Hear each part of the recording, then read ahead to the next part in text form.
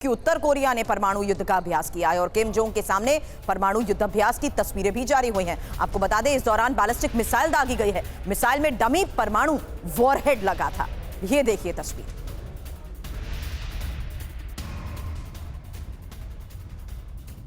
तानाशाह के परमाणु बॉम्ब से दुनिया पर खतरा, और यही इंफॉर्मेशन आपके सामने, क्योंकि यहां देखिए super large multiple rocket system से परमाणु अभ्यास को लेकर खबर है। न्यूक्लियर फोर्स की सभी यूनिट को सक्रिय किया गया। रॉकेट पर डमी परमाणु वॉरहेड लगाया गया। डमी परमाणु बॉम्ब से 352 किलोमीटर दूर एक द्वीप को टारगेट किया गया और पूरे अभ्यास को असली युद्ध की तरह ही अंजाम दिया गया है।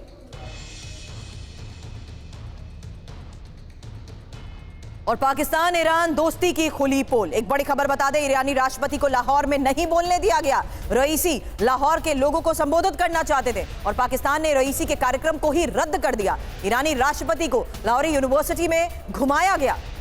अमेरिका को नाराज नहीं करना चाहता पाकिस्तान। इसी आधार पर मनीष करूंगी आपसे सवाल, लेकिन उससे पहले ये तस्वीरें भी जरा देख लीजिए। ये बॉडी लैंग्वेज और जिस तरीके से पाकिस्तान ने रईसी के कार्यक्रम को रद्द करने का फैसला लिया है, क्या वजह? बिल्कुल, देखिए, ईरान के राष्ट्रपति पाकिस्तान के 2 दिन के दौरे पर थे।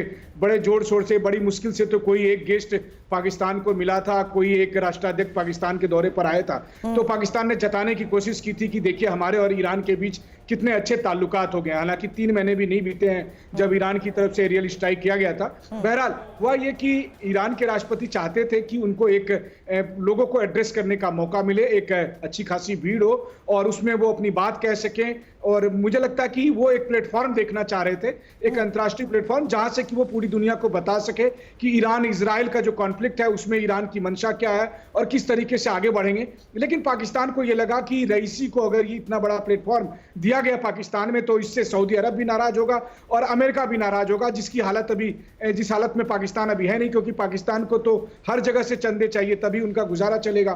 तो केवल रईसी साहब कुछ दे देंगे उससे इनका काम चलेगा नहीं। तो भले ही वो शहबाज शरीफ के साथ गले मिल रहे हों, बड़ा झप्पी सप्पी ले रहे हों, लेकिन हकीकत ये थी कि जब ईरान के राष्ट्रपति ने ये इच्छा जाहिर की तो उनको कहा अच्छा जी देखते हैं और फिर कार्यक्रम आखिरकार रद्द ही कर दिया गया। चलिए मनीष, आप मेरे साथ बने रहे। एक और बड़ी खबर का हम रुख कर रहे हैं और बात होगी आगे भारत के शौर्य की।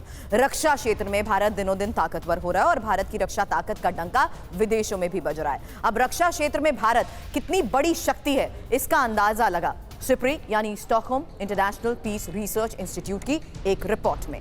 रक्षा पर खर्च करने में भारत कई देशों को पीछे छोड़ते हुए अब 4थे नंबर पर पहुंच गया है। अब सिप्री की रिपोर्ट की डिटेल इंफॉर्मेशन आपके सामने, क्योंकि भारत ने 2023 में डिफेंस पर 83.6 अरब डॉलर खर्च किए और लिस्ट में आपको बता दें अमेरिका, चीन, रूस के बाद भारत 4थे नंबर पर आ गया है।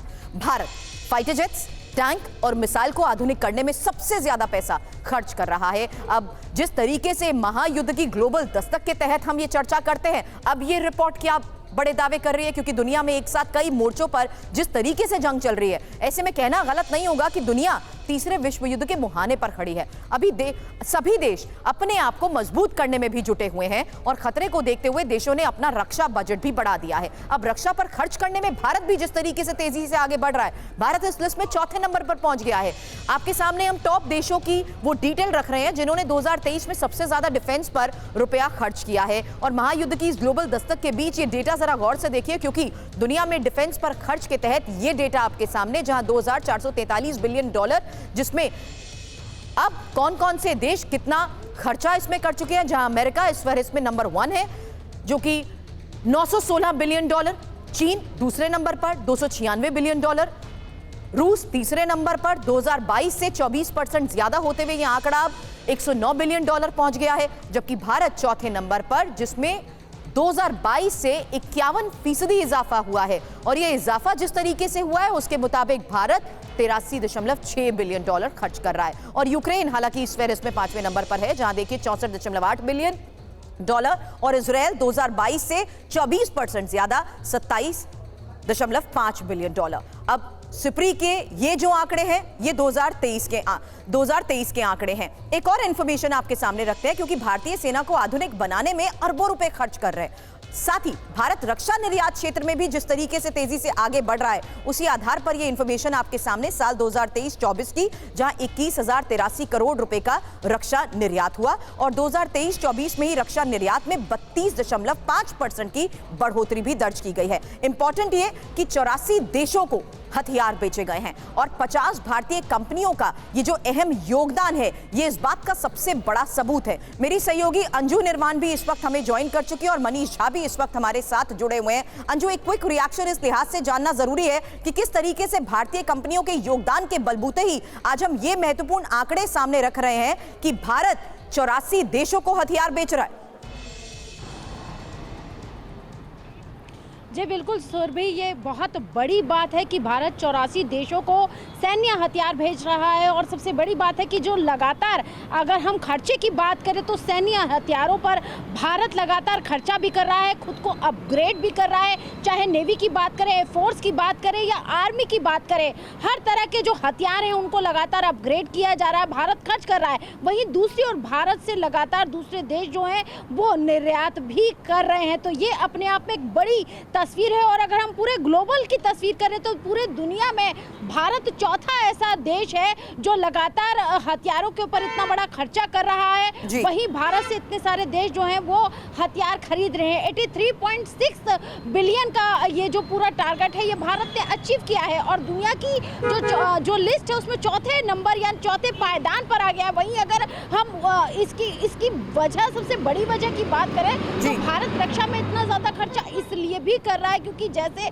अगर हम अपने जो चाइना के फेस की बात करें तो जिस तरह से चाइना के साथ लगातार भारत का फेस ऑफ चल रहा है ईस्टर्न बॉर्डर पर, ऐसे में उसको देखते हुए भारत ये रक्षा का जो बजट है, जाहिर सी बात है रक्षा के क्षेत्र में भारत की इस तैयारी की दुनिया पर भी नजर रहती है। ऐसे में मनीष, ग्लोबल पर्सपेक्टिव के लिहाज से ये सवाल, भारत की इस बढ़ती क्षमता को किस तरीके से स्पेक्युलेट किया जाता है? देखिए, इसमें कोई दो राय नहीं कि भारत के सामने जो चुनौती है उस वजह से भारत को अपने रक्षा बजट में इतना ज्यादा खर्च करना पड़ रहा है कि लगभग 83.6 बिलियन डॉलर का उन्होंने रक्षा बजट में खर्च किया पिछले साल। लेकिन अगर आप कंपेयर करें ग्लोबल में तो आप देखिए कि जो टॉप 10 कंट्री हैं जो सबसे ज्यादा रक्षा क्षेत्र में खर्च कर रहे हैं, उसमें अमेरिका अकेला 916 बिलियन डॉलर खर्च कर रहा है और बाकी 9 कंट्री को जोड़ दें तब भी वो अमेरिका से कम है। तो आखिर अमेरिका रक्षा क्षेत्र में इतना खर्च कर क्यों रहा है? और दूसरी बात है कि जब सभी देश इतना खर्च कर रहे हैं रक्षा क्षेत्र में तो उसका परिणाम क्या होगा? उसका परिणाम फिर जंग ही होगी। अगर आप हथियार खरीद रहे हैं, हथियार बना रहे हैं, हथियार बेच रहे हैं, हथियार मंगा रहे हैं, तो फिर ये डेवलपमेंट वर्क में तो काम आएगा नहीं, इसका काम तो युद्ध में ही होगा। और ऐसी स्थिति में जब हर देशों के पास इतने भारी मात्रा में हथियार होंगे तो फिर विश्व युद्ध तो तय ही है, बड़ी तबाही होगी।